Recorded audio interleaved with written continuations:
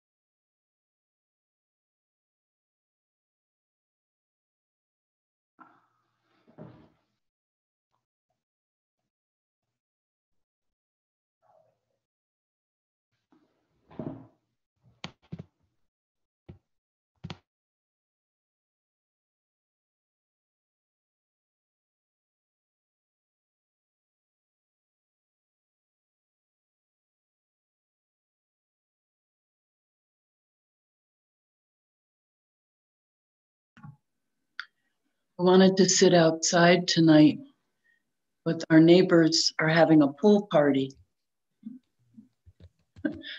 Some great little guys are out there having a grand old time.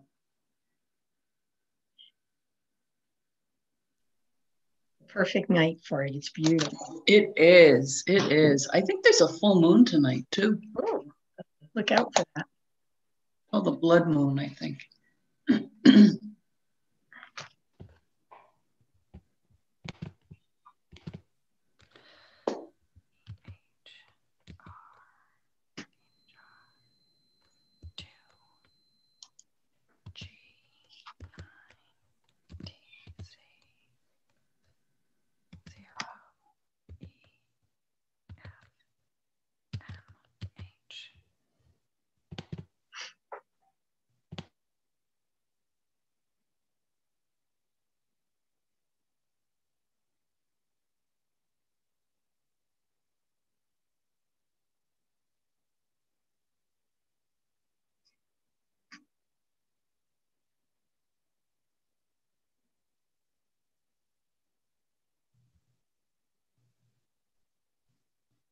Is everybody frozen or is it me?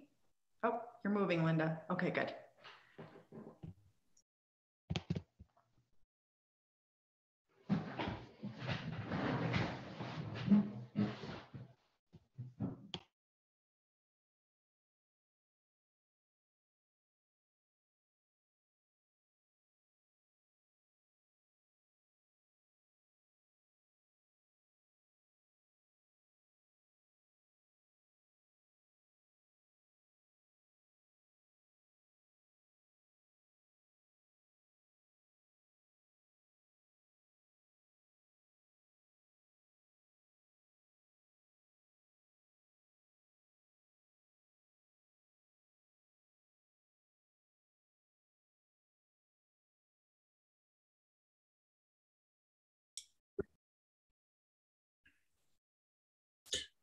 Hello, team.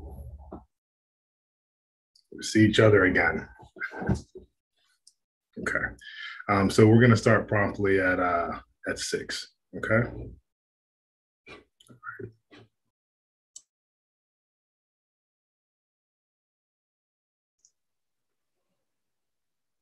Just so everyone knows, we are recording and we're also live on YouTube at this point, and the link on the board website is now active.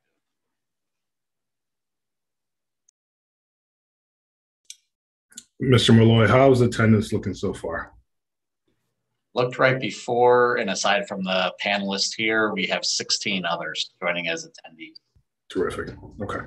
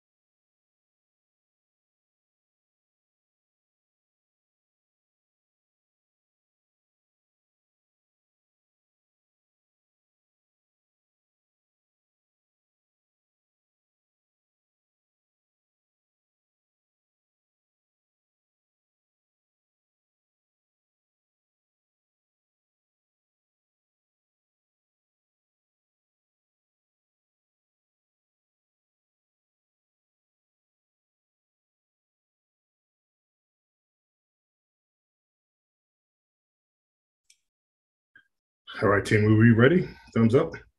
Get started here in just a few seconds. Very good.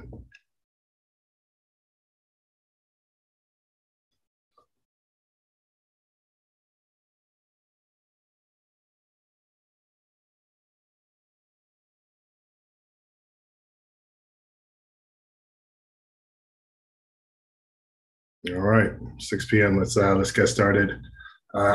Good evening, everybody, and thank you for joining us here at Stratford Public Schools. My name is Dr. Osunda. I am the superintendent of schools. We would like to say thank you for taking time out of your schedule on a Friday evening to join us. With me here are members of the cabinet and district leaders. In a few moments, I'm going to ask them to introduce themselves and share which departments they supervise. So as many people know, we are receiving funding from the federal government, which is being dispersed by the state government through the American Rescue Plan Elementary and Secondary Schools Emergency Funds. And for us, part of this process is getting some ideas and suggestions from our community stakeholders. This work has been engaged in by district leaders, principals. We're going to hear from our teachers as well. And our members of the Board of Education have some ideas as well, but we need to hear from you, okay, our families and community members. So what we're going to do is we're going to have a quick or a brief presentation, about 8 to 10 slides, and we're going to deliver content so you get familiar with what we're discussing here today. And we're going to ask that you take notes, okay? The presentation itself should take probably less than 10 or 15 minutes. When I say take notes and hang on to your questions, and after we're done with the presentation, we will open up the floor for questions, okay? Now you have the ability to submit your questions one of two ways. We have a chat feature, the Q&A, okay? I would actually encourage you to use the Q&A feature more so than the chat. Or, as Mr. Malloy moderates this, you may be able to take yourself off mute if you're registered accordingly and directly ask those questions. We did this morning. We had a lot of success and some awesome feedback from our families and community partners who participated. So we're looking to replicate the same. And the idea is that you'll be able to give us some of your ideas that we can bring back to the district office as we continue to develop this plan. Okay, so without further ado, I'm going to start with introductions. Let's begin with Dr. Gaeta. Good evening, everyone. My name is Linda Gata. I'm the Assistant Superintendent for Stratford Public Schools. I hope you're all enjoying this wonderful weather, and I look forward to tonight's presentation. Very good. And before I move forward with more introductions, if we remember this morning, whenever somebody's speaking, try to mute yourself so there isn't that echo that reverberates. Okay. Next, I'm going to go to Ms. Mangini. Yes, good evening, everyone. I'm Pamela Mantini. I'm the Chief Operating Officer for the Stratford Public Schools, and I oversee finance and operations, which actually includes areas such as facilities, transportation, and food service. Terrific, thank you. Next, I am going to go to Ms. Borges.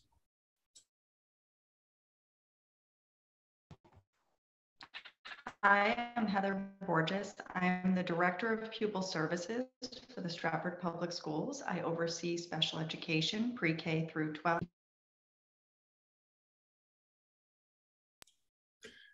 Ms. Borges, I think you accidentally remuted yourself. If you can restate your responsibilities, supervisor responsibilities. Sure. I am the Supervisor of Pupil Services, as well as the Title IX Coordinator for the Stratford Public Schools. I oversee special education, pre-K through 12. Excellent. And next I am going to go to Mr. Malloy. Good evening, everybody. I'm Ed Malloy, Director of Technology. I'm involved with the IT operations and data operations of the district. Collaborate with almost every department. Thank you, Mr. Malloy. Next, I will go to Ms. Velasquez. Good evening, everybody. Nurse Kim here. I am the head nurse for the Stratford Public Schools. I oversee our schools, school nurses, and also our two private schools, St. James and St. Mark's nursing staff, and also work with the team in a collaborative way. Thank you for joining us this evening. Thank you, Ms. Velasquez. And last, the gentleman who makes this grant process work well for Stratford Public Schools, Dr. Clemmy. Good evening, I'm Kevin Clemmy. I'm the grant administrator for the Stratford Public Schools, and I work with these fine people and many more to try to bring grant dollars into the district to do our good work and then manage them properly once they get here. Excellent. Thank you, Dr. Clemmy. And Mr. Malloy, if you can go ahead and put up the presentation, we will begin, I believe, first with Dr. Gata. Yes. Linda, you're muted, just so you know. Yeah, Ed, you need to give me permission to share my screen.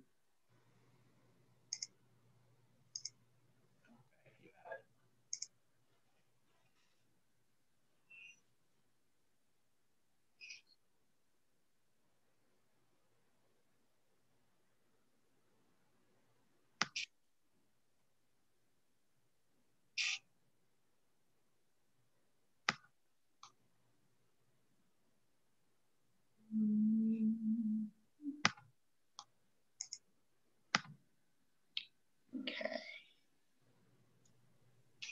So good evening, everyone. We're going to start with Mrs. Mangini. Yeah. Thank you. Okay. Good evening, everyone. The ARC ESSER grant, which is the American Rescue Plan Elementary and Secondary School Emergency Relief Fund, is federal COVID-19 relief funding provided to school districts. The Stratford Public Schools was recently awarded $13,632,215. Of that amount, a minimum of 20% of these funds must be reserved for academic recovery. These funds have been provided to school districts to help safely reopen our schools, to sustain their healthy operations and address the significant academic, social, emotional, and mental health needs of our students. This grant differs a bit from the previous ESSER grant in that it requires school districts to create plans that focus on renewal, reducing opportunity gaps, accelerating learning, and advancing equity for all students. This proposed spending plan supports these grant guidelines, and we're really pleased to have this opportunity this evening to share the plan with all of you. Thank you. Thank you, Mrs. Mangini.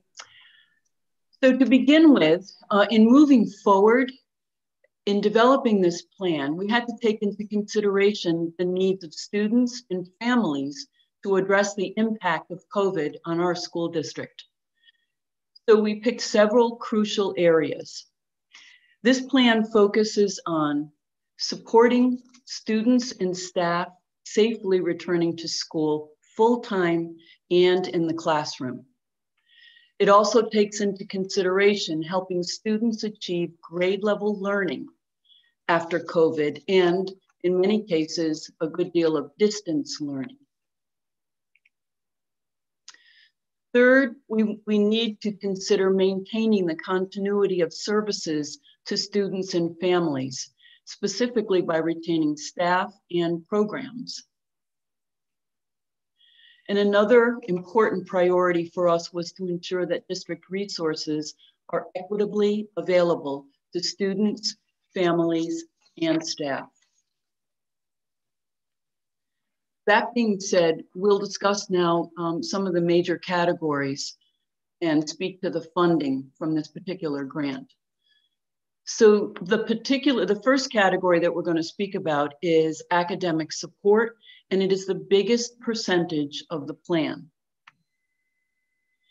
As many of you may know, this past spring, tutoring services were offered to students both during school and after school.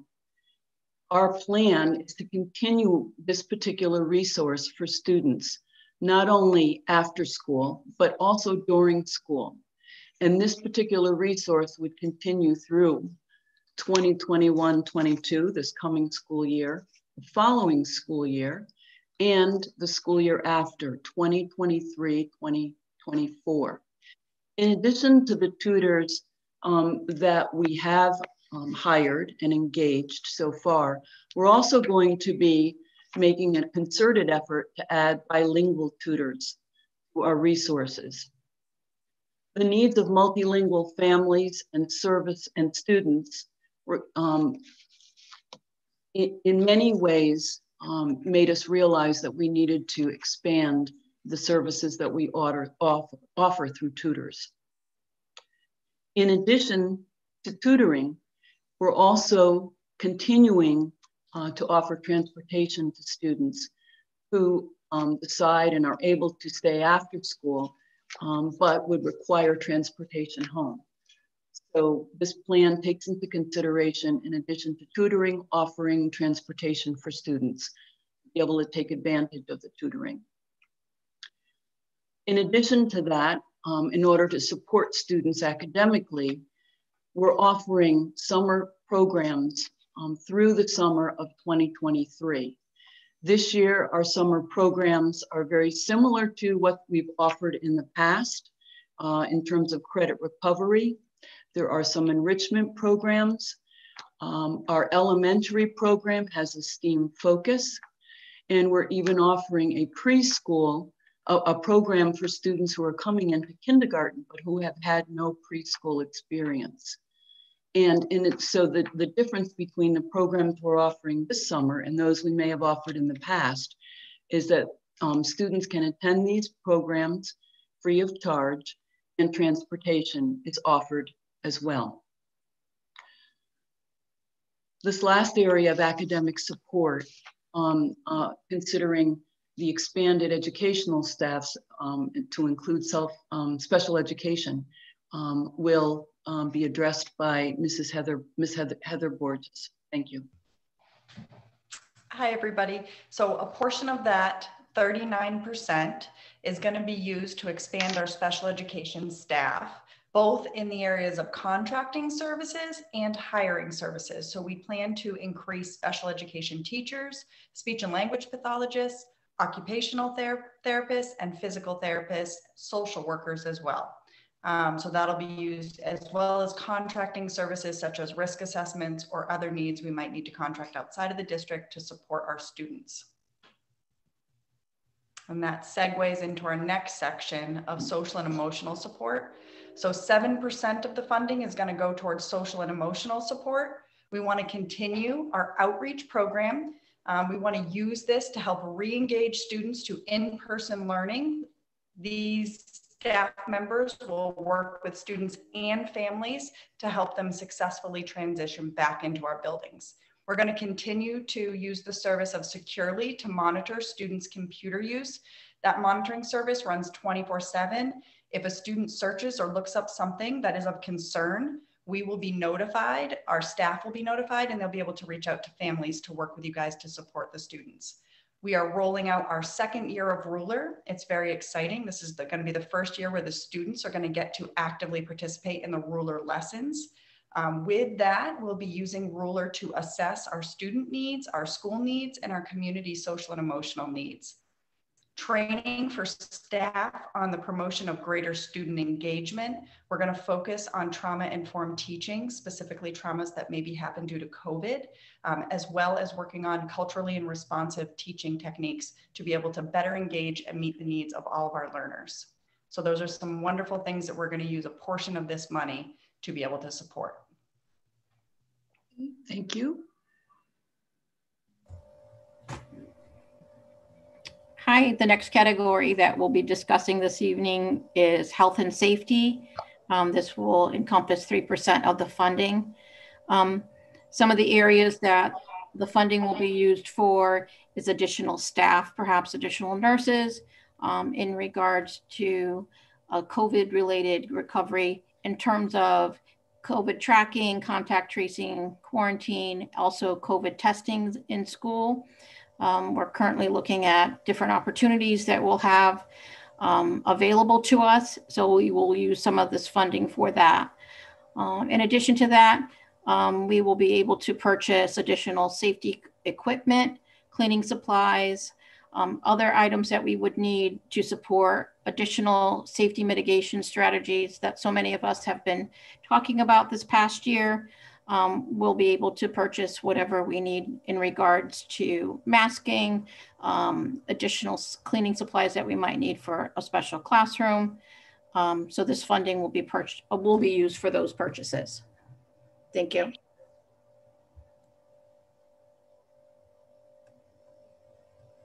Only 5% of the funding will be used for technology. This past year, we used the money for Chromebooks, Chromebook parts such as screens and power supplies, video conferencing equipment, and applications that teachers use with online learning. But moving forward into the next years, we're going to continue with our Chromebook refreshing. We're using some money for additional technical support, specifically aimed at Chromebooks, and to continue the software subscriptions.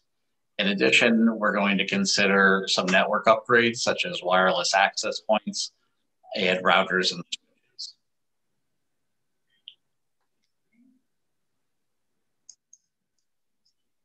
And lastly, I'm just going to speak to the personnel and capital expenses. Based on the budget increase that the board received for fiscal year 22, a number of positions will now become grant funded under the ARP ESSER grant. And this is for the purpose of maintaining continuity of services as well as retaining staff. These funds are estimated to be available to offset these salaries through the 23-24 school year. With regard to the capital items, we are proposing an allocation of 10% of the total award that will actually be set aside for those capital items that were approved by the board and sent to the town. And they are actually going to focus primarily on items that relate to air circulation as well as technology and equipment. I think that covers all our categories.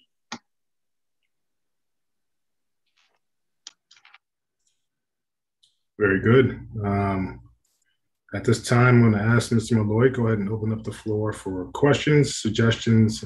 I'm sure there are going to be some questions, but I just would like to reiterate that this is currently in draft form. And before we finalize it, we want to hear your ideas. We know a lot of our families are connected with other teachers, other schools, and people are talking about innovative practices, to get kids back on track. So if you have any of those ideas that you feel will be worth us reviewing and discussing at the district level, please submit those into the chat or raise your hand, and Mr. Malloy will be able to moderate the conversation. Good job, team.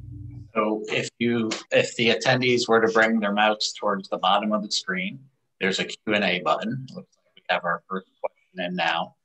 You can use that area to enter a question, and I will read the questions.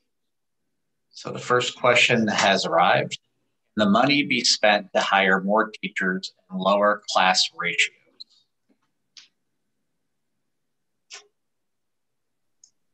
I think I'll just comment that we have actually done that in our proposal currently to shift some of our teaching staff to retain those positions into our PESR.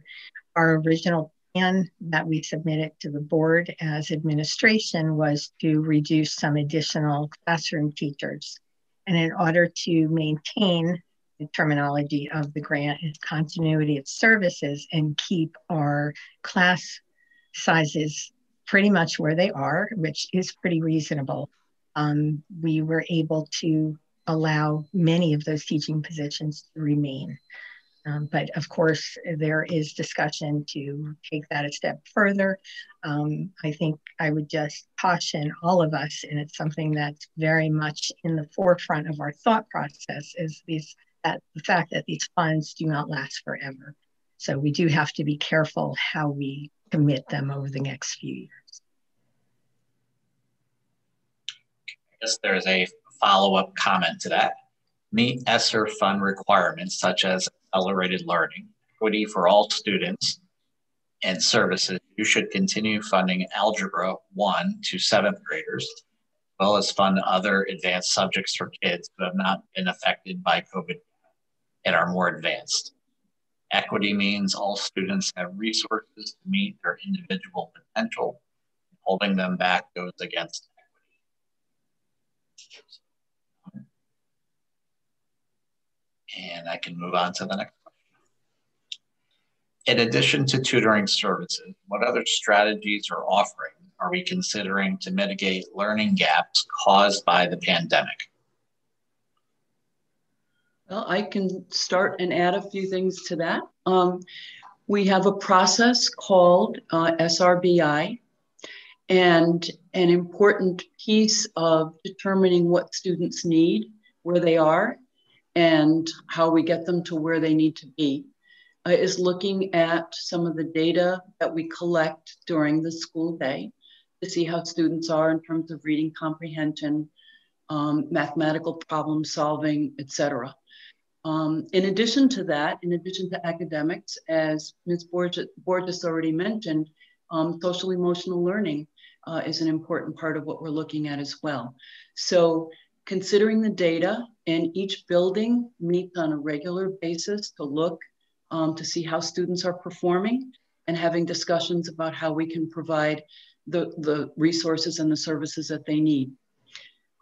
Sort of complementing that, something that we very frequently do is meet as departments to discuss areas of concern that we might see happening. So there's an ongoing conversation with our staff.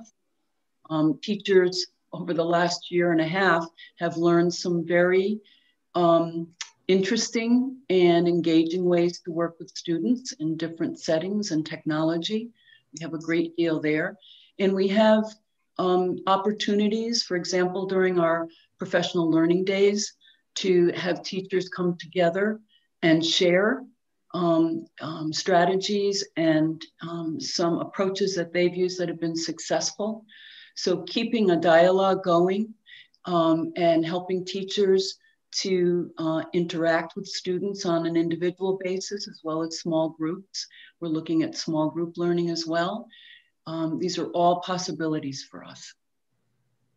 And I would like to extend on that what Dr. Gator just shared. We're reviewing all the technical ways to support kids academically to ensure that we minimize any kind of learning gaps that were caused by the pandemic, right? But I think another thing that is important for us is that, Dr. Gitter, do you mind muting yourself? The other piece that we have to keep at the front of our minds are really kind of come down to one philosophical concept, and that's expectations. So, we don't want to dive down this rabbit hole where we get to a place where it becomes a self-fulfilling prophecy, because our kids have been hearing for about a year and a half, learning gaps. And truthfully, if it's said long enough, our children will start to believe that. And one of the things that we've been talking about is accelerating learning. And I know I met with one of our principals, Mr. Darcy, Principal Darcy at Worcester today, and the bulk of our conversations was really about the power of high expectations. We know it's going to be rigorous, and there's some clinical and some technical things that we can do from a teaching and learning standpoint to help mitigate gaps. But we also have to let our kids believe that they're more capable than what numbers suggest to them. One of the biggest assets that I would say came out of this pandemic, right? If there was anything good that came out of this pandemic, is that almost every child, as a function of having to learn from home, they had to learn about what kind of learner they were, which probably was not required in a formal sense until this unfortunate pandemic arrived. So I think that's going to be an asset coming in. As long as we're able to engage our kids, we equip our faculty with the right instructional skills and tools to support what they already have. I believe we're going to begin to see some progress, certainly for kids here in Stratford. Okay, to provide equity for all students. Can I add one more piece? Oh, sorry. Sorry. Can I add one more piece to that? From the special education standpoint, the additional staff that we have, it will allow them to push into classrooms, to support whole classrooms, to help teachers with ideas, to help teachers be able to pull small groups, go into small groups and support them. So that's going to be one of the pieces of adding that additional staff.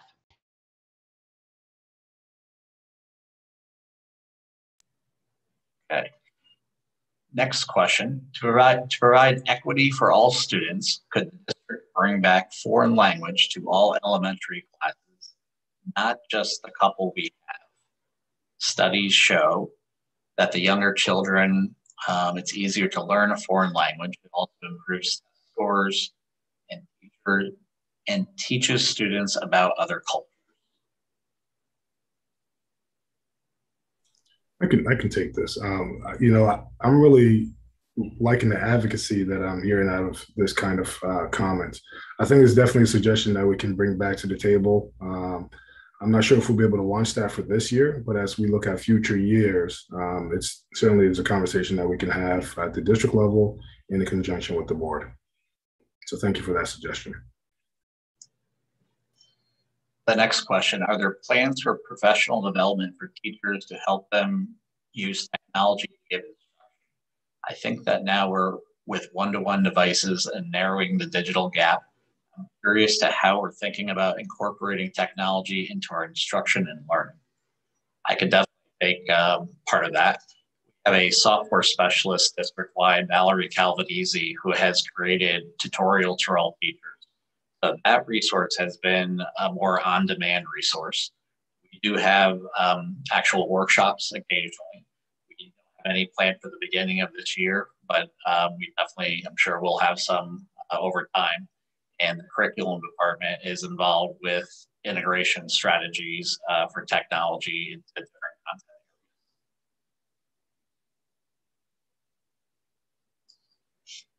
content. Okay, the next question. I'm happy to hear the SPED program will be expanded. If W-2 positions are moved to grant funded, will those positions be retained in the regular budget? And there is a follow-up to that as well. Heather, I don't know if you want to start. Yeah, I think I'll start because I think it's ahead. important to remember that with special education needs, we assess those on a year-to-year basis. So when we're planning our budget, we look at the number of students we have, the hours, the kind of service they need, and we analyze all of that, and we'll propose an appropriate budget. So the answer to whether or not those would go back into our budget will be deemed based on our need after we do our best to close that COVID gap. And Pam, you can add if I didn't say that appropriately. No, absolutely. Excellent and accurate response. And the gentleman goes on to ask and clarifies that once the funds run out, will they be returning to their positions? And I think I just would like to take the opportunity to clarify that the positions that, whether they're regular ed that were originally positions in our general operating budget or special ed, not supplemental ones that the ARP ESSER grant has also allowed us to provide.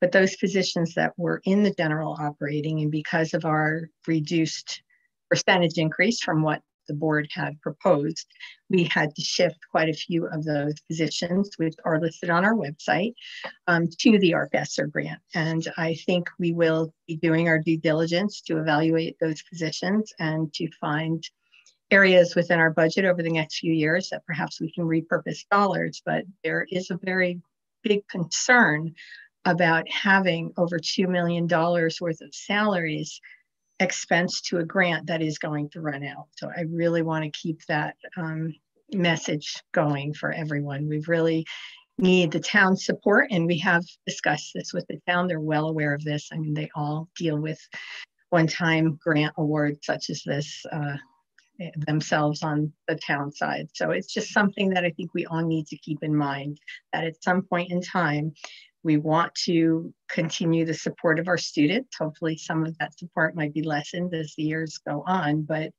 still we want to provide the resources to help them all succeed. And we may need larger budget increases as these dollars go away. Okay, the next question. Will parents get a copy of the weekly ruler lessons at the beginning of each week? I can jump on and answer that. There is a component of ruler that is for families and parents. So you will get lots of information about the lessons that are going to be being taught. Are you going to get the specific lesson plan? Probably not. It's more for follow-up with you at home, what their focus is that week, what social and emotional skill, and how you can enhance that at home. But there's definitely a parent to school connection with social and emotional learning and ruler.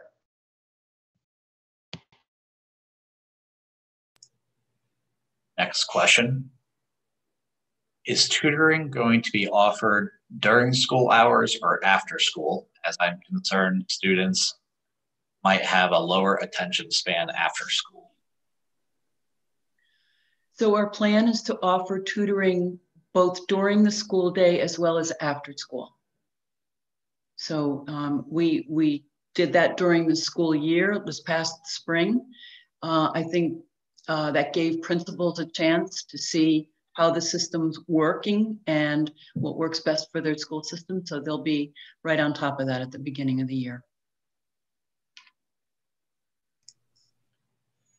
Next question. The spending priority states support students safely returning to school full time. Some students and staff have become ill by being in the old portable classroom at Bunnell. Can new rooms be built for the foreign language classes to ensure the air quality is safe?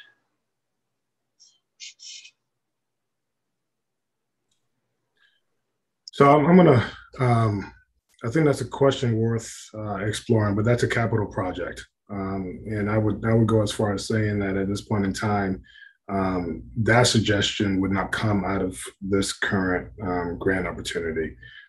But you bring up a good point that is worth certainly having that discussion at the district level and in collaboration with the Board of Education. And I might just add that there have been ongoing discussions in my short time here with the town, recognizing that additional renovations and upgrading needs to happen at Bunnell, and the town is really fully aware of it and on board. So there are discussions. I can't give you any definite timelines, but please know that it's very much on everybody's mind and very much a focus. Okay, at this point, that's the last question in the Q&A area. There was 10. I just glanced at the chat and I don't see anything else there. I could potentially open it up to live questions if that's desirable.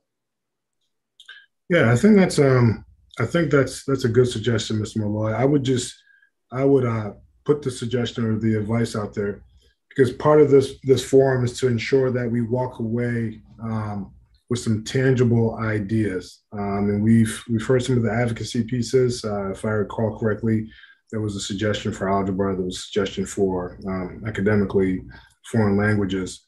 But what other ideas have you, and I'm talking about our attendees, have you heard in your conversations with other families, friends, neighbors, people across the country as it relates to school safety or programmatic designs that would be valuable for us to consider as we finalize this plan?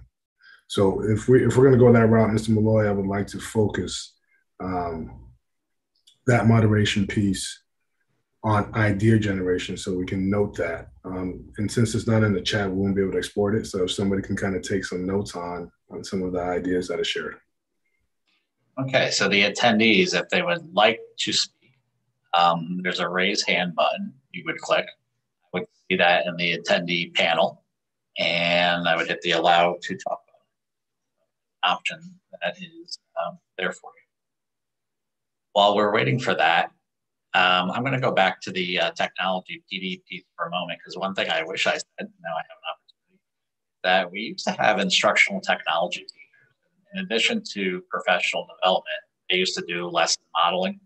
I don't know if that is possible in the future, but I do think it's something we can talk about and discuss.